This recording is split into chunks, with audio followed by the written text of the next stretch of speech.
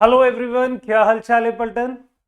तो आज एक नए अध्याय के साथ, एक नई यूनिट के साथ, एक नए चैप्टर, एक नई होप के साथ, न्यू चांसेस ऑफ एरर के साथ, क्योंकि आप गलतियां करेंगे उन्हें सुधार करने का मौका मैं तुम्हें दूंगा कि सर गलती करी क्यों, इसे कोई ऑल्टरनेटिव बताइए कि ताकि हमें इस सिली मिस्टेक से छुटकारा मिल जाए।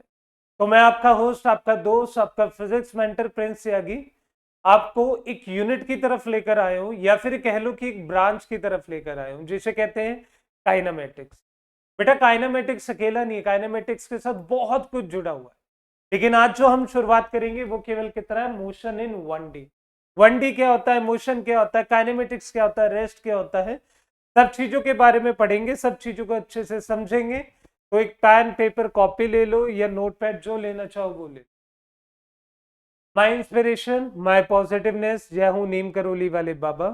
थोड़ा आगे बढ़ते हैं और चीजों को देखते हैं। बेटा यहाँ पे एक वर्ड लिखा है जिसका मतलब है मैकेनिक्स। मैकेनिक्स को सुनते ही आधे लोगों के पसीने छूट जाते हैं। उसका रीजन है क्योंकि वो मैकेनिक्स को रटना पसंद करते, वो मैकेनिक्स नाम के वर्ड को समझना ही नहीं चाहते। मैं आप लोगों को बताऊं कि मैकेनिक्स बेसिकली है क्या। मैकेनिक्स एक ब्रांच है फिजिक्स जो डील करती है किस में, ये डील करती है rest and the motion of the body. आप कहोगे सर डील कैसे करेगी, भाई स्टडी करके तुम्हें बताएगी कि बॉडी के अंदर रेस्ट क्या होता है, मोशन क्या होता है, मोशन कितने टाइप का है, क्या रेस्ट के टाइप है, कौन करवा रहा है, कैसे होता है, कितने सेगमेंट में होता है, कितने कोऑर्डिनेट्स की रिक्वायरमेंट होती है, सब कुछ मैकेनिक्स का। लेकिन मैकेनिक्स की बात करें तो मैकेनिक्स तीन पार्ट में डिवाइडेड। सबसे पहला होता है स्टैटिक्स, दूसरा होता है काइनेमेटिक्स, और बच्चे थर्ड होता है डायनेमिक्स। देखिए जो वर्ड लिखा है स्टैटिक्स, इसका सिंपल सा मतलब है, इसका सिंपल का मतलब क्या है, अगर मैं ध्यान से देखूं कि चीजों को रेस्ट पे लाना, या चीजों को स्टॉप कर देना, या चीजों को यूनिफॉर्म ले। अब जैसी इसकी डेफिनेशन है वैसी इसका काम है। काम क्या गिवन है, deal with the study of rest और इन इक्विलिब्रियम। सर हमें एक बात समझ आ गई कि बॉडी अगर रेस्ट में है तो उससे स्टैटिक्स का वर्ड जुड़ जाएगा। सपोज करो मैं कल को कहता हूं कि भाई आगे जाके एक चीज पढ़ोगे, फॉर एग्जाम्पल इससे मत जोड़, मैं तुमसे कहता हूं इलेक्ट्रोस्टैटिक्स, तो भैया इलेक्ट्रो का मतलब इलेक्ट्रॉन किस पे रहेगा, इलेक्ट्रॉन रेस्ट पे रहेगा, और इसी फील्ड को हम लोगों ने क्या नाम दे दिया, इलेक्ट्रोस्टैटिक्स। सर यहाँ पे इक्विलिब्रियम भी लिखा है, बिल्कुल लिखा है। इक्विलिब्रियम का मतलब होगा उसका इक्वल पैरामीटर, पैरामीटर तो कुछ भी हो सकता है। पैरामीटर के अंदर उसकी स्पीड आएगी, पैरामीटर के अंदर उसका मोशन आएगा। मतलब कोई बॉडी चल रही है तो तुम्हें देखने में क्या लग रहा है कि यार वो अपने आप को स्पीड अप करती जा रही है। एक बॉडी क्या करेगी सर, वो रुकी हुई है। एक बॉडी क्या कर सकती है कि सर वो स्पीड डाउन करेगी। लेकिन कोई एक ऐसी बॉडी दिखेगी ना जो ऐसा लग रहा होगा कि यार यूनिफॉर्मली चले जा रही है, बस उसमें कोई बदलाव नहीं हो। इस तरह की चीजों को जब वो यूनिफॉर्मली चलेगी या वो रेस्ट पे होगी तो स्टैटिक्स की बात करो। अगर काइनेमेटिक्स की बात करें तो ऑब्वियसली लिखा भी है, deal with the study of motion without considering the cause of motion. मतलब let's suppose there are 2 point A and B. If you want to make this body to start its movement from A and reaches to B, मतलब अगर ये A से start होके B तक जाना चाहती है, आप कहोगे सर हम इसके मोशन के बारे में बात करें, लेकिन यहाँ पे एक वर्ड जोड़ लेना। जब जब तुम केवल ये पूछोगे हाउ, कैसे जा रहा है, कितना टाइम लेगा, मैं कह सकता हूं कि कितना डिस्टेंस कवर करोगे, कितनी स्पीड से चल रहे हो, कितनी वेलोसिटी लोगे, कितना एक्सेलरेशन होगा तुम्हारा, मेरी बात समझ आ रही है तुम्हें सारी, कितना टाइम होगा, मतलब व्हाट और हाउ, जब जब ये सवाल रहेंगे तुम्हारे मोशन के साथ तो वो काइनेमेटिक्स कहलाए। लेकिन जिस दिन तुम लोगों ने इससे पूछ लिया व्हाई, मतलब इसे रोका टोकी नहीं पसंद, इसे अपना काम करना। अगर तुमने पूछा क्यों जा रहे हो, वो कहेगा तेरे से मतलब, अरे स्टार्ट क्यों हुए थे, तेरे से मतलब। क्यों मतलब ये नहीं बताने वाला कि इसे स्टार्ट किसने करा था, इसे वहां जाके कौन रोकेगा। रास्ते में फ्रिक्शन मिलेगा, क्या वो इसे रोकेगा? ये ऐसा कुछ नहीं बताएगा, मतलब फोर्स का ये नाम ही नहीं लेगा, ये केवल अपना अपना क्रेडिट लेगा। लाइक कुछ बच्चे होते हैं ना, उनके पीछे मेहनत करने वाले उनके पेरेंट्स होते हैं, उनके पीछे मेहनत करने वाले उनके बड़े होते हैं, टीचर्स होते हैं, लेकिन वो अपना ही अपना नाम जपते रहते कि मैंने करा, मैंने करा। ये कुछ ऐसा है। डायनेमिक्स की बात आएगी तो डायनेमिक्स के अंदर हम डायरेक्टली पूछ सकते हैं कि भैया वाई, भैया हाउ और व्हाट। मतलब मैं इससे तीनों सवाल कर सकता हूँ कि तू कितना डिस्टेंस कवर कर रहा है, क्यों कर रहा है, कैसे कर रहा है, कब कर रहा है, सारे सवाल कर सकते हैं। क्योंकि यहाँ पे हम कॉज ऑफ मोशन ले रहे हैं, मतलब फोर्स के बारे में हम लोग बात कर रहे हैं। मेरी बात समझ आ गई? मतलब यहाँ पे फोर्स का कोई भी जिक्र नहीं होगा और यहाँ पे फोर्स का जिक्र ही जिक्र। क्या इतनी बात सबको समझ आई? ये तीन ब्रांच थी। कई बार ऐसा हो जाता है कि जैसे तुम्हारा यूनिट टेस्ट हुआ या कभी पेपर में बहुत इजी क्वेश्चन आ गया, इसकी डेफिनेशन दे देगा और डेफिनेशन के नीचे चार ऑप्शन देगा, डायनेमिक्स, स्टैटिक्स एंड काइनेमेटिक्स, खत्म। चलिए थोड़ा आगे चलते हैं। आगे चलने पे मैं चाहता हूं कि आप लोग एक बात समझे आज। बेटा इस दुनिया में कभी भी कुछ देख लेना, लाइक सपोज करो अभी तुम्हारे सीलिंग पर एक फैन है, तो मैं तुमसे कहना चाहता हूँ कि वो फैन चल रहा है, लेकिन तुम्हें एक्चुअल में वो हिलता हुआ नजर क्यों आ रहा है, चलता हुआ नजर क्यों आ रहा है? उसका रीजन ये है कि सीलिंग रेस्ट में, तभी तो वो तुम्हें फैन चलता हुआ नजर आ रहा है। अब मैं यहाँ पे खड़ा हूँ, मैं अपने हाथ को ऐसे हिला रहा हूँ, तुम्हें मेरा हाथ हिलता हुआ नजर क्यों आ रहा है? क्योंकि किसी ना किसी बॉडी के रिस्पेक्ट में ये रेस्ट में। देखो पीछे वाली बॉडी रेस्ट में तो मेरा हाथ हिलता नजर आ रहा है, अगर वो भी हिल रही होती तो कहीं ना कहीं दोनों का रिलेटिव मोशन हो रहा। क्या पता मुझे दोनों स्टॉप लगते, क्या पता मुझे वो तेज चलता नजर आता। आपकी अर्थ चलती है, तो सर हमें पता कैसे लगा? ऊपर से देखो सोलर सिस्टम से, तो तुम्हें पता है सन रुका हुआ है, मतलब रुका नहीं होता तो हम मानते हैं सन रुका हुआ है, सन के चारों तरफ अर्थ चल रही है। तुम अपने आप को कैसे मानते हो कि तुम चल रहे हो? तुम अर्थ का, मतलब जिस सरफेस पे, जिस सड़क पे तुम चल रहे हो वो अर्थ ही तो है, तो अर्थ को क्या मान लेते हो तुम? रेस्ट। कुल मिला के मैं ये कहना चाहता हूं कि कुछ सेट ऑफ एक्सिस होती है। देखो इसकी जो बात है, फ्रेम ऑफ रेफरेंस की जो बात है, जनरली 2D और 3D में की जाती है, लेकिन मैं आपको बताना चाहता हूं क्योंकि आप रेस्ट और मोशन के बारे में पढ़ेंगे, तो फ्रेम ऑफ रेफरेंस नीडेबल है। बेटा अगर कोई तीन सेट ऑफ सिस्टम हुआ, जैसा कुछ ये है, ये कहता है कि मेरे पास ओरिजिन है, मेरे पास एक एक्स एक्सिस है, मेरे पास एक वाई एक्सिस और मेरे पास एक जेड एक्सिस। अब आप लोगों ने कहा कि एक बॉडी मूवमेंट कर रही है, तो मैंने तुमसे कहा कि यहां कहीं इस जगह कोई एक ऐसी बॉडी बैठी होगी जो तुम्हें क्या कर रही होगी? ऑब्जर्व कर रही है। क्या कर रही होगी? ऑब्जर्वर बन रही। भैया इसके रिस्पेक्ट में किसी बॉडी की मूवमेंट तीनों एक्सिस से जब तुम देखते हो,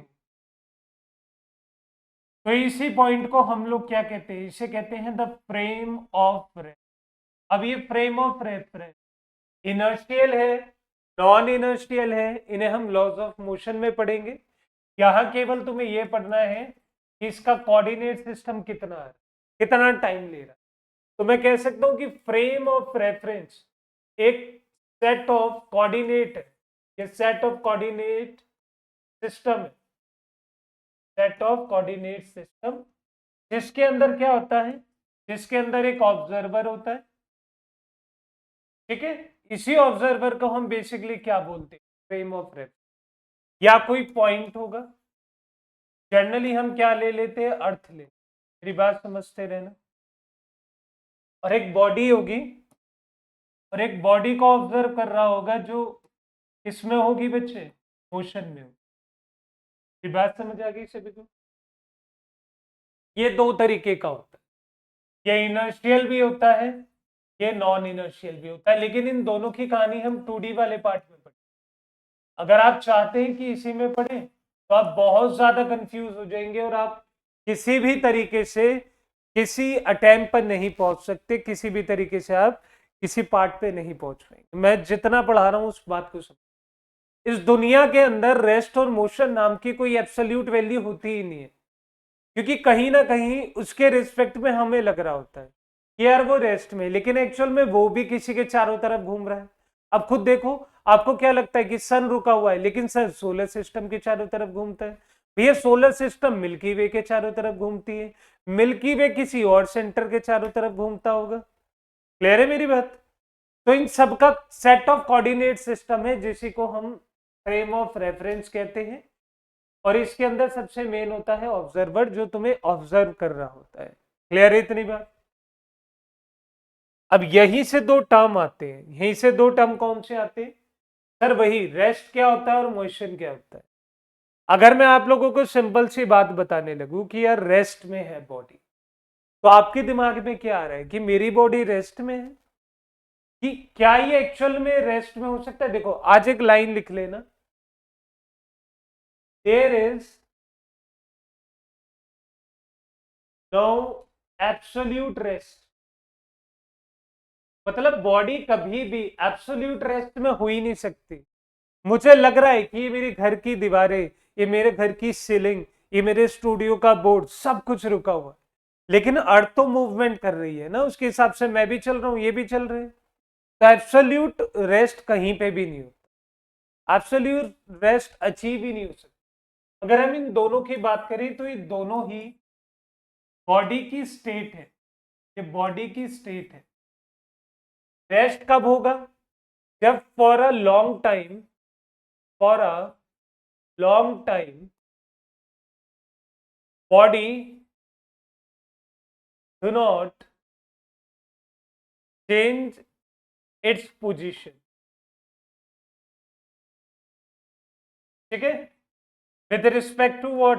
with respect to observer, with respect to frame of reference. मेरी बात समझ आ गई तुम्हें? अगर हम यहां पे बात करें तो आप कह सकते हैं कि change in position, change in position with respect to what? With respect to observer या फ्रेम ऑफ रेफरेंस। क्लियर है? अब जो बेसिकली बात चलेंगी हमारी सारी, वो मोशन के ऊपर चलेगी कि मोशन एक्चुअल में है क्या। ये कॉन्टिन्यूस भी हो सकता है, ये नॉन कॉन्टिन्यूस भी हो सकता है, ये यूनिफॉर्म भी होता है, ये नॉन यूनिफॉर्म भी होता है, ये सर्कुलर भी होता है, ये लीनियर भी होता है, ये रोटेशनल भी होता है, ये वाइब्रेशनल, बहुत तरीके के मोशन है। लेकिन इनको समझने का एक ही तरीका है जो मैं बताऊं। देखिए मोशन की बात करें तो यहाँ पे मोशन की जो नंबर है वो 3 है। टाइप्स ऑफ मोशन कितने हैं सर? सबसे पहला है 1D, दूसरा है 2D और तीसरा है कौन सा? 3D के बारे में अभी जस्ट आप कोऑर्डिनेट सिस्टम को पढ़कर आए, उसके अंदर कितनी एक्सेस थी सर? 3 एक्सेस थी। कौन कौन सी? 1D, 2D और 3D। बेटा सिंपल सिंपल शब्दों में बताऊंगा, दिमाग में डाल। जब कभी हम लोग केवल एक एक्सिस की बात करते हैं, लाइक सपोज करो आप केवल एक्स एक्सिस की बात करो, आप केवल वाई एक्सिस की बात करो,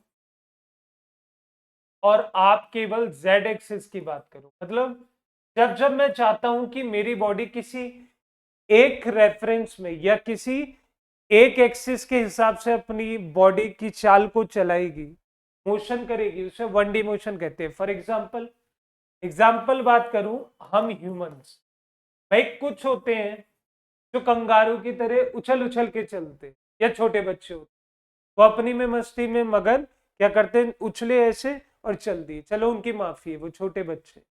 हम लोग जो चलते हैं हम सीधा सीधा चलते हैं, हम एक एक्सिस कवर करते। बेटा इसके अलावा कुछ हो तो देख लेना, थोड़े बहुत जी किसके? कंगारू के। मेरी बात समझ रहे हैं? जैसे ह्यूमन चलते हैं, तुम्हारी बाइक चलती है ना, ये सब 1D मोशन में। 2D की बात करें, 2D का केस का क्या मतलब है? जब एक टाइम में, डी का मतलब यहाँ पे क्या है? डी का मतलब है डायमेंशन। अब आधे कहेंगे कि सर डी आपने सेकंड वाले में ही क्यों बताया, पहले वाले में क्यों नहीं बताया? भाई डायमेंशनल लिख लो या डायमेंशंस लिख लो, एक ही बात है। अगर मैं आपसे कहूं कि ये एक बार में दो एक्सिस में चलता है, तो एक्स वाई में, वाई जेड में, या जेड, जैसे मैं आप लोगों से कहने लगूं कि ये वाई एक्सिस है और ये एक्स एक्सिस। और आपको एक और बात याद दिलाई कि 2020 के अंदर ओलंपिक हुए थे। जब ये ओलंपिक हुए थे तो हम सबको पता है कि हमारे लिए गोल्ड जो लेकर आए थे उनका नाम था नीरज चोपड़ा। अब नीरज चोपड़ा किस गेम के लिए लेकर आए थे? वो लेकर आए थे आपका भाला फेंकना, पता है, जिसे हम इंग्लिश में क्या कहते हैं, जेवलिन थ्रो। बेटा जब जेवलिन फेंका जाता है तो बेटा कुछ इस तरीके से ही तो जाता है। तो देखो ये वाई एक्सिस भी कवर करता है, ये एक्स एक्सिस भी कवर करता है। तो अगर मैं इसका एग्जांपल दूं, मैं इसका एग्जांपल दूं तो वो जो जावा, वो क्या नाम है, उन्होंने भाला फेंका था, जो जेवलिन थ्रो किया था, वो कुछ हम फिजिक्स के अंदर प्रोजेक्टाइल मोशन के अंदर पढ़ते हैं ना प्रोजेक्टाइल। तो प्रोजेक्टाइल मोशन कैसा होता है भैया? प्रोजेक्टाइल मोशन 2D मोशन होता है, जहां पे आप वाई एक्सिस में भी डिस्टेंस कवर करेंगे, जहां पे आप एक्स एक्सिस में भी डिस्टेंस कवर करेंगे। मेरी बात समझ आ गई? 3D की बात करें तो 3D के केस में आपको पता है कि जहां पे बॉडी एक्स वाई जेड तीनों ही स्पेस में चलेगी, मतलब या तो तीनों एक्सिस में चलेगी या फ्रीली स्पेस में, मतलब वही तीनों है, ये y है, ये x है, और ये कितना है z। यहाँ पे बॉडी चल रही है इसके रेफरेंस में, इसके रेफरेंस। ये बात समझ आ गई? इसे हम लोग क्या कहते हैं? 3D motion. क्या कहते हैं? 3D motion. अगर हम 3D मोशन को थोड़ा और डिटेल में समझें तो इसका एग्जांपल हो सकता है काइट। भाई जब काइट विंड एरिया में या विंडी डेज में, जहां पे बहुत ज्यादा हवा चल रही हो, तो काइट ऐसे ऐसे टर्बुलेंस करती है। इसके अलावा आप ले सकते हैं एरोप्लेन। तो देखो मेरी बात समझ लेना, मैं यहाँ पे कुछ बातों को दोबारा लिखना चाहता हूँ। अगर 1D की बात आए तो हम लोग इसे लीनियर मोशन के नाम से भी जानते हैं। किस नाम से भी जानते हैं? लीनियर मोशन के नाम से भी जानते हैं। इसके अंदर अगर बॉडी रोटेट होके चल रही है तो मेरे बच्चे उसी को क्या कह देते हैं? Rotational motion. आप लोगों ने पढ़ा होगा ट्रांसलेशनल, ट्रांसलेशनल मोशन भी इसी को कहते हैं। ये सारी चीजें जो आप आगे जाके पढ़ोगे वो कुछ इस तरीके से यहीं से निकाली गई। जब बॉडी सर्कल में चल रही है, सर्कल कौन सी फिगर है? 2D figure. तो बेटा ये भी कौन सा मोशन हो गया? Circular motion. तो जितने भी बड़े बड़े मोशन आप लोग पढ़ने की इच्छा रखते हैं ये आपके कोर्स में अवेलेबल है, उनका कहीं ना कहीं बेस 1D 2D और 3D से निकल कर आया। मेरी बात समझ आ गई सभी को? अगर आपसे कोई कहने लगे, जैसे आप लोग पढ़ते हैं ना motion in straight line, motion in one motion, इसे ही हम लोग क्या कहते हैं? इसे ही हम मोशन इन प्लेन कहते हैं, इसे ही हम मोशन इन स्ट्रेट लाइन कहते हैं। तो जब मोशन इन 1D पढ़ रहे हो तो केवल अभी एक एक्सिस का यूज करेंगे।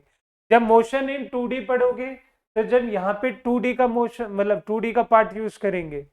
और सर 3D वाला पार्ट तो ज्यादातर हमने किस में देखा था? वेक्टर।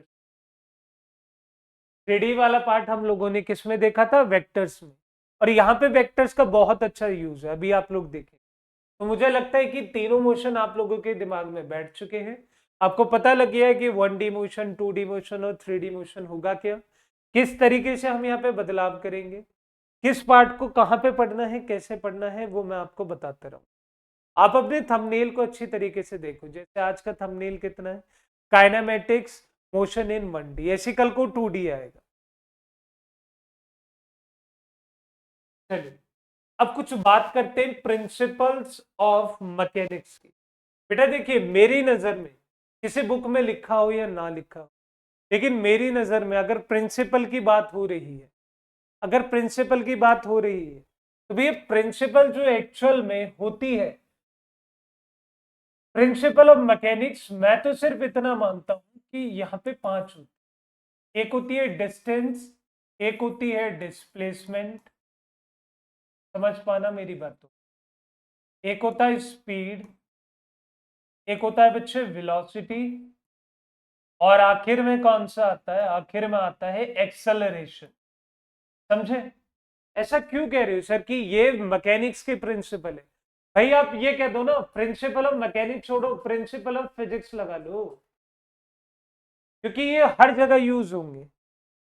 इनके बस विचारों के नाम बदल जाएंगे। जैसे इसे ग्रेविटेशन में यूज कर लो, एक्सेलरेशन ड्यू टू ग्रेविटी है, लेकिन है तो ग्रेविटी। ग्रेविटेशन में वेलोसिटी का यूज कर लो, एस्केप वेलोसिटी, साउंड में स्पीड का यूज कर लो, डिस्प्लेसमेंट हर एक चैप्टर में यूज होगा, डिस्टेंस का हर एक चैप्टर में यूज होगा। आपको पता है कि अगर मैं डिस्टेंस को टाइम से डिवाइड कर देता हूं तो स्पीड बन जाती है, ये देखो। और आप लोगों को इतनी बात भी पता होनी चाहिए कि अगर मैं डिस्प्लेसमेंट को टाइम से डिवाइड कर देता हूं तो वेलोसिटी बन जाती है। और आखिर में एक जो बात सबसे इंपॉर्टेंट है वो ये है कि जब जब मैं इसको इससे डिवाइड करता हूं तो एक्सेलरेशन बन, इसको टाइम से डिवाइड कर, तो यहाँ पे टाइम भी एक अच्छा रोल प्ले करता है। अब एक लड़का कह सकता है कि सर मैकेनिक्स में तो एक ही ब्रांच नहीं है, वहां तो स्टैटिक्स भी है, वहाँ काइनेमेटिक्स भी है, वहाँ डायनेमिक्स भी है, और डायनेमिक्स में फोर्स भी आता है। तो मेरे बच्चे मैं मना कब कर रहा हूँ, लेकिन फोर्स बनाने के लिए बेसिकली मास इनटू एक्सेलरेशन चाहिए। तो देखो दोबारा प्रिंसिपल की बात हो गई, हुई या नहीं।